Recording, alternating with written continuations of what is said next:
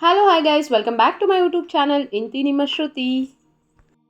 Guys, ನುಗ್ಗೆಕಾಯಿನ healthy ಅಂತ ಯಾವಾಗಲೂ ಒಂದೇ ರೀತಿ ಸಾಂಬಾರು ಮಾಡ್ಕೊಂಡು ತಿಂತಾ ಇದ್ರೆ ಈ ರೀತಿ ಒಮ್ಮೆ ಟ್ರೈ ಮಾಡಿ. ನುಗ್ಗೆಕಾಯಿ ಡ್ರೈ ಫ್ರೈ ತುಂಬಾ ಸಿಂಪಲ್ ಆಗಿ ಹಾಗೆ ತುಂಬಾ ಕ್ವಿಕ್ಕಾಗಿ ಮಾಡ್ಕೊಳ್ಬೋದು. ತುಂಬ ಟೇಸ್ಟಿಯಾಗಿ ಕೂಡ ಇರುತ್ತೆ. ನುಗ್ಗೆಕಾಯಿ ತುಂಬ ಹೆಲ್ದಿ. ಸೊ ವೀಕ್ಲಿ ಒನ್ಸ್ ಆದರೂ ತಿನ್ನಬೇಕು ಇದನ್ನು ಹೇಗೆ ಮಾಡೋದು ಅಂತ ನೋಡೋಣ ಬನ್ನಿ. ಗೈಸ್, ಇಲ್ಲಿ ನಾನು ಮೊದಲು ನುಗ್ಗೆಕಾಯಿ ತೊಗೊಂಡಿದ್ದೀನಿ. 2 ನುಗ್ಗೆಕಾಯಿನ ಕಟ್ ಮಾಡಿ ಇಟ್ಕೊಂಡಿದ್ದೀನಿ. ನಂತರ ಇದನ್ನ ಚೆನ್ನಾಗಿ ತೊಳ್ಕೊಂಡು ಸ್ಟವ್ ಮೇಲೆ ಒಂದು ಪಾತ್ರೆ ಇಟ್ಕೊಂಡು 1 ಗ್ಲಾಸ್ ಆಗುವಷ್ಟು ನೀರು ನುಗ್ಗೆಕಾಯಿ ಬೇಯಲಿಕ್ಕೆ, ನಂತರ ರುಚಿಗೆ ತಕ್ಕಷ್ಟು ಉಪ್ಪು, ನಂತರ ನುಗ್ಗೆಕಾಯಿ ಸೇರಿಸ್ಕೊಂಡು ಅದಕ್ಕೆ ಚಿಟಿಕೆ ಅರಿಶಿನ ಹಾಕ್ಕೊಂಡು ಜಸ್ಟ್ ಒಂದು 60% ಬೇಯಿಸ್ಕೊಂಡ್ರೆ ಸಾಕು. ಇದ್ರ ನಂತರ ಬೆಂದ ನಂತರ ಒಗ್ಗರಣೆಗೆ ಬೇರೆ ಹಾಕ್ತೀವಿ.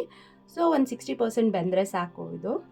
ನಂತರ ಇನ್ನೊಂದು ಸ್ಟವ್ ಮೇಲೆ ಕಡಲೆ ಬೀಜನ ಬಾಣಲಿಗೆ ಹಾಕ್ಕೊಳ್ತಾ ಇದ್ದೀನಿ. 1 ಮುಷ್ಟಿ ಆಗುವಷ್ಟು ಕಡಲೆ ಬೀಜನ ಡ್ರೈ ಫ್ರೈ ಮಾಡ್ಕೊಳ್ತಾ ಇದ್ದೀನಿ. ಕಡಲೆ ಬೀಜ ಹಾಕೋದ್ರಿಂದ ತುಂಬ ಟೇಸ್ಟಿಯಾಗಿರುತ್ತೆ ನುಗ್ಗೆಕಾಯಿ. ನಂತರ ಇದನ್ನು ಸಿಪ್ಪೆ ಎಲ್ಲ ತೆಕ್ಕೊಳ್ತಾ ಇದ್ದೀನಿ. ಸಿಪ್ಪೆ ತಕ್ಕೊಂಡು ಇದನ್ನು ಒಂದು ಮಿಕ್ಸರ್ ಗ್ರೈಂಡರ್ಗೆ ಹಾಕ್ಕೊಳ್ತಾ ಇದ್ದೀನಿ. ಜೊತೆಗೆ ನಾನು 2ರಿಂದ 3 ಒಣಮೆಣಸಿನ್ಕಾಯಿ ಸೇರಿಸ್ಕೊಳ್ತಾ ಇದ್ದೀನಿ. ಇದು ಜಸ್ಟ್ ಖಾರಕ್ಕೋಸ್ಕರ. ಇದನ್ನು ಡ್ರೈ ಆಗಿ ಪೌಡರ್ ಮಾಡ್ಕೊಳ್ತಾ ಇದ್ದೀನಿ. ಕಡಲೆ ಬೀಜನ ತುಂಬ ಸ್ಮೂತಾಗಿ ಮಾಡ್ಕೊಳ್ಳೋದು ಬೇಡ, ತರಿ ಆಗಿದ್ದರೆ ಸಾಕು.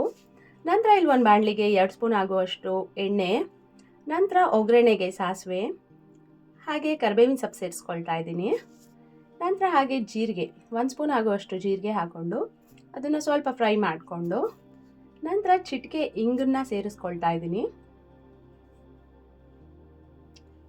ನಂತರ ಇಲ್ಲಿ ನಾನು 2 ಈರುಳ್ಳಿನ ಕಟ್ ಮಾಡಿ ಇಟ್ಕೊಂಡಿದ್ದೀನಿ ಸಣ್ಣದಾಗೆ, ಅದನ್ನು ಸೇರಿಸ್ಕೊಳ್ತಾ ಇದ್ದೀನಿ. ಚೆನ್ನಾಗಿ ಫ್ರೈ ಮಾಡ್ಕೊಳ್ಳೋಣ. ಈರುಳ್ಳಿ ಟ್ರಾನ್ಸ್ಪರೆಂಟ್ ಆಗೋವರೆಗೂ ಫ್ರೈ ಮಾಡ್ಕೊಳ್ತಾ ಇದ್ದೀನಿ. ಇದಕ್ಕೆ ಶುಂಠಿ ಬೆಳ್ಳುಳ್ಳಿ ಪೇಸ್ಟ್ ಆಪ್ಷನ್ನು, ಬೇಕಾದರೆ ನೀವು ಹಾಕ್ಕೊಳ್ಬೋದು. ನಾನಿಲ್ಲಿ ಹಾಕ್ಕೊಳ್ತಾ ಇಲ್ಲ. ನಂತರ ಚಿಟಿಕೆ ಅರಿಶಿನ ಹಾಗೆಯೇ ರುಚಿಗೆ ತಕ್ಕಷ್ಟು ಉಪ್ಪು ಹಾಕ್ಕೊಳ್ತಾ ಇದ್ದೀನಿ. ಈ ಈರುಳ್ಳಿಗೆ ಎಷ್ಟು ಬೇಕೋ ಅಷ್ಟು ಹಾಕ್ಕೊಳ್ಳೋಣ, ಯಾಕಂದರೆ ನುಗ್ಗೆಕಾಯಿ ಬೇಯಲಿಕ್ಕೆ ಅಲ್ಲಿ ಹಾಕ್ಕೊಂಡಿದ್ದೀವಿ ಅಲ್ವಾ. ಸೊ ಈರುಳ್ಳಿಗೆ ಅಷ್ಟೇ ಸಾಲ್ಟ್ ಸಾಕು. ನಂತರ ನುಗ್ಗೆಕಾಯಿ ಬೆಂದಿರೋದನ್ನ ಇದಕ್ಕೆ ಸೇರಿಸ್ಕೊಳ್ತಾ ಇದ್ದೀನಿ. ಇಷ್ಟು ಬೆಂದಿದ್ರೆ ಸಾಕು ನುಗ್ಗೆಕಾಯಿ. ತುಂಬ ಜಾಸ್ತಿ ಬೇಯಿಸಬಾರ್ದು ಪಾತ್ರೆಯಲ್ಲಿ, ನೀರಿನಲ್ಲೇ. ಈ ಫ್ರೈಯಲ್ಲೂ ಸ್ವಲ್ಪ ಬೇಯಬೇಕು. ಸೊ ಇದನ್ನು ಇಷ್ಟು ಬೇಯಿಸ್ಕೊಂಡಿದ್ದೀನಿ. ಸೇರಿಸ್ಕೊಂಡು ಚೆನ್ನಾಗಿ ಮಿಕ್ಸ್ ಮಾಡ್ಕೊಳ್ತಾ ಇದ್ದೀನಿ.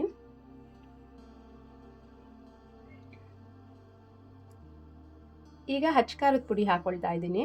1 ಸ್ಪೂನ್ ಖಾರದ ಪುಡಿ. ಆಲ್ರೆಡಿ ನಾವಲ್ಲಿ ಒಣಮೆಣ್ಸಿನ್ಕಾಯಿ ಹಾಕ್ಕೊಂಡಿದ್ದೀವಿ ಖಾರಕ್ಕೆ. ಇದನ್ನು ಬೇಕಾದರೆ ಹಾಕ್ಕೊಳ್ಬೋದು. ಅದು ಜಾಸ್ತಿ ಬೇಕಾ ಕಮ್ಮಿ ಬೇಕಾ ನೀವು ನೋಡ್ಕೊಂಡು ಹಾಕ್ಕೊಳ್ಳಿ. ನಮ್ಮನೇಲಿ ಸ್ವಲ್ಪ ಖಾರ ಜಾಸ್ತಿ ತಿನ್ನೋದ್ರಿಂದ 1 ಸ್ಪೂನ್ ಖಾರದ ಪುಡಿ, ಗರಂ ಮಸಾಲೆ 1 ಸ್ಪೂನು, ನಂತರ ಧನಿಯಾ 1 ಸ್ಪೂನ್ ಹಾಕ್ಕೊಳ್ತಾ ಇದ್ದೀನಿ. ಹಾಕ್ಕೊಂಡು ಎಲ್ಲ ಕಡೆನೂ ಚೆನ್ನಾಗಿ ಮಸಾಲೆ ಹಿಡಿಯೋ ರೀತಿ ಮಿಕ್ಸ್ ಮಾಡ್ಕೊಳ್ತಾ ಇದ್ದೀನಿ.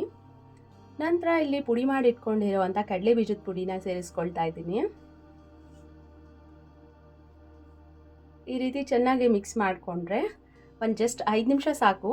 ಸ್ಟವ್ ಆಫ್ ಮಾಡಿಕೊಂಡ್ರೆ ನುಗ್ಗೆಕಾಯಿ ಡ್ರೈ ಫ್ರೈ ರೆಡಿ. ತುಂಬಾ ಕ್ವಿಕ್ಕಾಗಿ ಕೂಡ ಆಗಿಬಿಡುತ್ತೆ. ಜಸ್ಟ್ 10-15 ಮಿನಿಟ್ಸಲ್ಲಿ ಆಗಿಬಿಡುತ್ತೆ. ಈ ವಿಡಿಯೋ ನಿಮಗೆ ಇಷ್ಟ ಆಗಿದೆ ಅಂತ ಭಾವಿಸ್ತೀನಿ. Thank you guys. ನಿಮಗೆ ಈ ವಿಡಿಯೋ ಇಷ್ಟ ಆಗಿದ್ರೆ ನಿಮ್ಮ ಫ್ಯಾಮಿಲಿ ಫ್ರೆಂಡ್ಸ್ ಜೊತೆ ಶೇರ್ ಮಾಡ್ಕೊಳ್ಳಿ. ಲೈಕ್ ಮಾಡಿ, ಶೇರ್ ಮಾಡಿ, ಕಮೆಂಟ್ ಮಾಡಿ. Thank you.